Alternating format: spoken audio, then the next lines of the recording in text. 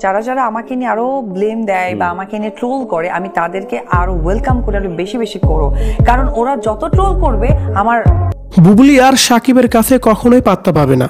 বুবলির ব্যবহার খুবই লুজ। এবার যেন বুবলিকে ধুয়ে দিয়ে কি বলছে চিত্রনায়িকা অপবিশ্বাস। প্রিয় দর্শক, এ বিষয়ে বিস্তারিত দেখুন পুরো ভিডিওতে। শবনম ইয়াসমিন বুবলি এবং অপবিশ্বাসের মধ্যে দ্বন্দ্ব আজকে নতুন নয়। তারা একে অপরকে সবসময় যেন খোঁচা দিয়েই কথা বলে।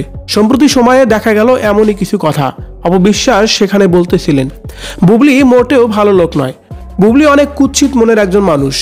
সাকিব তাকে কখনোই মেনে নেবে না। সাকিব বুবলিকে একেবারেই ঘৃণা করেন। বুবলির নামও মুখে নিতে চান না সাকিব খান। আর সাকিব খানও কিন্তু রীতিমতো এমন কথা অনেকবারই বলেছে বুবলিকে ঘিরে। আর সেই কথার জের ধরেই অপবিশ্বাস বলেছেন এবার বুবলিকে নিয়ে অনেক কথাই। বলছেন বুবলি অনেক বাজে মানুষ, তাই তো বুবলি সাকিব খানের কাছেও ঘেঁষতে পারবে না কখনো। তার কারণ সাকিব খান বুবলিকে একেবারেই ঘৃণা করেন। এই কথাগুলো বলার কারণ হলোই অপবিশ্বাস ইদানিং সাকিব খানের কাছে অনেক বেশি যাওয়া আসা করেন ছেলে আব্রাহাম খান জয়ের জন্য। আব্রাহাম খান জয়কে সাকিব খান অনেক বেশি ভালোবাসেন। আর আব্রাহাম খান জয়কে যখন সাকিব খান কাছে ডাকেন তখন কিন্তু অপবিশ্বাস আসতে বাধ্যই হয়। তার কারণ অপবিশ্বাস না গেলে আব্রাহাম খান জয় কখনোই যেতেই চায় না।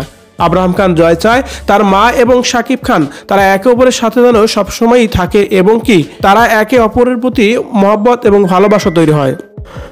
ভিউয়ার, চিত্রনায়িকা শবনম ইয়াসমিন বুবলি এবং অপবিশ্বাস সাকিব খানের সাথে কাকে মানাবে বেশি বলে আপনার মনে হচ্ছে? অবশ্যই কিন্তু কমেন্ট করে জানাবেন কমেন্ট বক্সে। ধন্যবাদ পুরো ভিডিওটি দেখে সঙ্গে থাকার জন্য।